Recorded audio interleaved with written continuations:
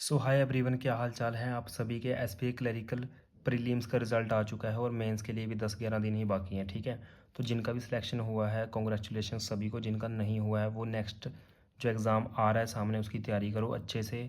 Aspirant की life बहुत ज़्यादा मुश्किल होती है, आपको फेलियर का सामना करना पड़ता है, बट हमारे पास कोई ऑप्शन नहीं होता। ठीक है, जब तक एग्ज़ाम क्लियर नहीं होता, जब तक नौकरी नहीं लगती, तो पेपर की तैयारी करनी पड़ेगी और कोई दूसरा ऑप्शन आपके पास अभी नहीं है। ठीक है, तो ज़्यादा टाइम वेस्ट ना करते हो। जिनका मेंस का एग्ज़ाम है उनके लिए जो मोटी मोटी चीज़ें हैं जो मस्ट आपको करनी ही करनी है, इनके बिना आप एग्ज़ाम देने नहीं जा सकते, वो ये हैं। हम सब्जेक्ट वाइज एक बार देख लेते हैं। मैंने एसपीआई क्लरिकल क्लियर किया है, मेरा जो एक्सपीरियंस है वो आपके साथ थोड़ा शेयर करूँगा। ठीक है, मैथ में क्या करना है, स्पीड मैथ।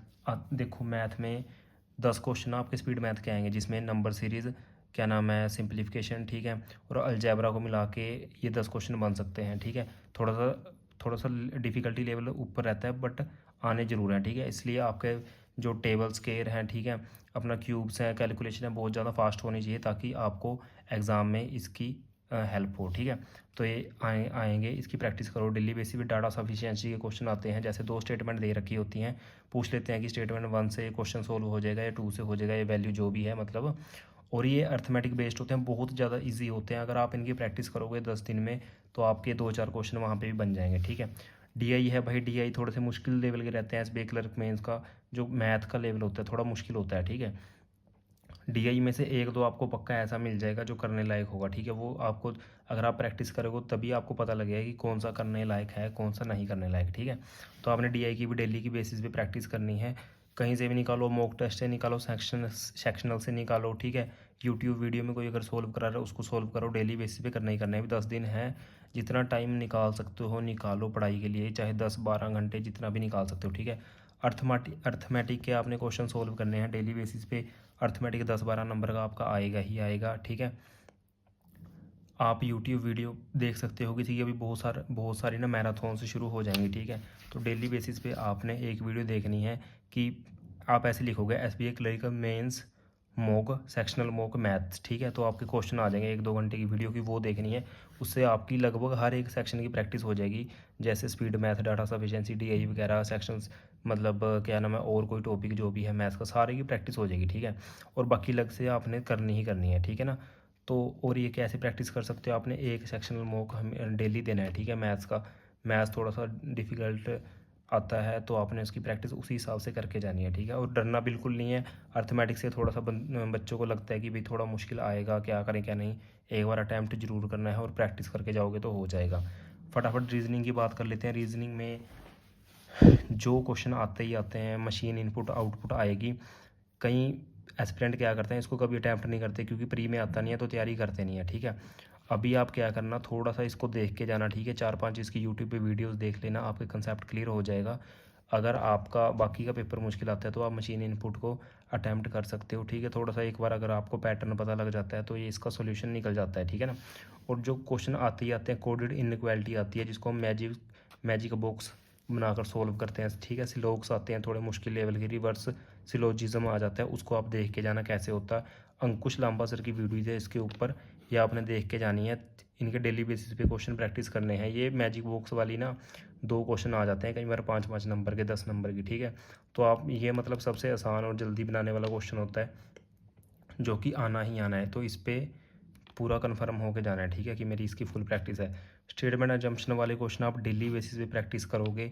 ठीक है, 10 क्वेश्चन आएंगे पेपर में। कई बार पेपर मुश्किल होता है तो ये क्वेश्चन आपको बचा लेते हैं। ठीक है, जब मैंने एसबीआई क्लर्क का मेंस दिया था तो मैंने भी इन 10 के 10 क्वेश्चंस को अटैम्प्ट किया था। अगर आप डेली प्रैक्टिस करोगे तो आपको पेपर में भी पता रहेगा कि मैंने कौन सा क्वेश्चन करना है, कौन सा नहीं करना, कौन सा मेरा सही है। पजल सीटिंग अरेंजमेंट में से भाई 1-2 आसान आता है, बनाने लायक आता है। ठीक है, बाकी मुश्किल होता है, नहीं बनते कई बार, तो आपने एक थोड़ी बहुत प्रैक्टिस कर सकते हो पजल सीटिंग अरेंजमेंट की भी। ठीक है, क्योंकि पेपर में मोस्टली देखा जाता है कि बच्चे नहीं बना पाते, बाकी मिसलेनियस क्वेश्चन कर लेते हैं। लास्ट में अगर टाइम बचेगा तो आपने चूज़ करनी है कि कौन सी पजल या सीटिंग अरेंजमेंट आप बनाओगे। ठीक है, तो ये बेयर मिनिमम है जो आपने करके जाना ही जाना है। फटाफट बात कर लेते हैं इंग्लिश की। इंग्लिश में 2 आरसी आने हैं, तो रीडिंग ज़रूर करो। लास्ट के 10 दिनों में इतनी रीडिंग करो कि इंग्लिश आपकी टिप्स पे हो जाए। इंग्लिश में स्कोर करना सबसे आसान रहता है। मेरे IBPS PO में शायद 40 में से 30 के आसपास नंबर थे, ठीक है, जिसकी वजह से मेरा IBPS PO क्लियर हो गया। और आज मैं बैंक PO जॉब कर रहा हूँ, ठीक है, as a bank PO job कर रहा हूँ। तो इंग्लिश में कोशिश करनी है, मैक्सिमम स्कोर करो, कम से कम 25 प्लस आपका इंग्लिश में स्कोर होना चाहिए। जिनकी इंग्लिश वीक है वो रीजनिंग या फिर GA या फिर मैथ में कर सकते हैं। 2 RC आने ही आने हैं इसको। बहुत इसमें RC जो होता है इसमें मार्क्स लेना सबसे आसान होता है, ठीक है। अगर आपकी रीडिंग अच्छी है, आप एक बार लाइन को पढ़ के समझ लेते हो, तो आप इसमें स्कोर कर सकते हो। क्लोज टेस्ट आने हैं, ये देख लेना। सेंटेंस रीअरेंजमेंट होते हैं, जो 5 सेंटेंस दे रखे होते हैं, ठीक है, उनका पेयर बनाना होता है ABCDE ऐसे। तो ये देख लेना। अगर नहीं आता तो निमिषा बंसल मैडम की है क्लासेस, सर्च करना, यूट्यूब पे मिल जाएंगे, वो देख लेना है। एरर का तो भाई अगर आपने पहले से प्रैक्टिस कर रखी है तभी आप क्वेश्चन सोल्व कर पाओगे, नहीं तो मुश्किल हो जाएगा आपके लिए, ठीक है। यूट्यूब वीडियोज़ देखो, मैराथन्स देखो, प्रैक्टिस करो, सेक्शनल मॉक दो, जो भी करो, टाइम निकालो पढ़ाई के लिए, ठीक है, अच्छे से। फटाफट बात करते हैं GA की। GA का तो ऐसा सिस्टम है कि भाई 4 महीने, ये जुलाई अगस्त सितंबर अक्टूबर, यहाँ से शुरू करो, अक्टूबर से रिवर्स में जाना है आपने, फिर सितंबर, फिर अगस्त, फिर जुलाई, ठीक है। और करनी कैसे, पहले करनी है अक्टूबर के वीक्स, ठीक है, first week, second week, third week, fourth week, ऐसे वीकली करना है। चाहे इसकी यूट्यूब वीडियो देख सकते हो, यूट्यूब वीडियो मस्ट देखना, मैं आपको कह रहा हूँ। चाहे आपकी PDF रीड करो आप, चाहे ना करो, GA के लिए यूट्यूब वीडियोस मस्ट देखना है, ठीक है।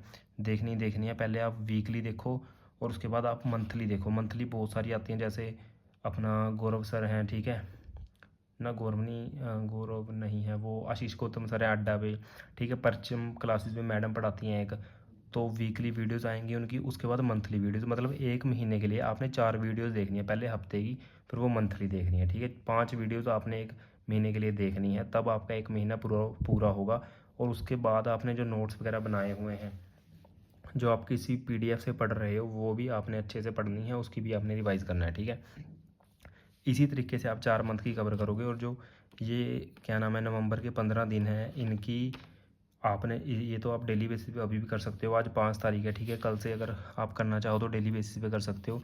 नवंबर 15 तक आपने करके जाना है, ठीक है, क्योंकि लेटेस्ट वो बहुत पूछता है। IBPS PO में लेटेस्ट बहुत पूछा जाता है, ठीक है। 4 महीने तो करके ही जाओ। अगर आपको टाइम बचता है, फिर भी अगर टाइम बचता है तो जून की और मई की भी एक एक मंथली वीडियोस देख जाना, ठीक है। मंथली वीडियो उठाना, 2 3 बार उसी को देख लेना, जून की और मई को की भी, ठीक है।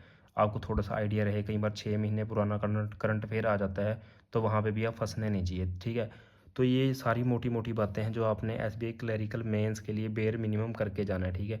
बाकी तो आपकी अपनी प्रैक्टिस के ऊपर है। अगर आप इतना भी कर लोगे ना, इतना भी कर लोगे, तो आपकी कट ऑफ क्लियर हो जाएगी, ठीक है। पेपर आराम से क्लियर हो जाता है, इतना बड़ा हुआ नहीं है जितना लोग बना देते हैं यूट्यूब पे ऑनलाइन टीचर्स है ना, इतना बड़ा हुआ नहीं है। अगर आप इतना भी कर लोगे, जो लास्ट के दिन बचे हैं 7 8 10 घंटे बैठ के इन चीज़ों को भी पढ़ लोगे, आपका पेपर पक्का क्लियर हो जाएगा।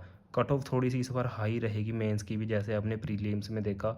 तो अच्छे से तैयारी करो। ऑल द बेस्ट मेरी तरफ से सभी को, ठीक है। कोई भी किसी भी एस्पिरेंट को कोई दिक्कत हो, किसी सेक्शन में कुछ भी पूछना हो तो कमेंट ज़रूर करें। Thank you so much.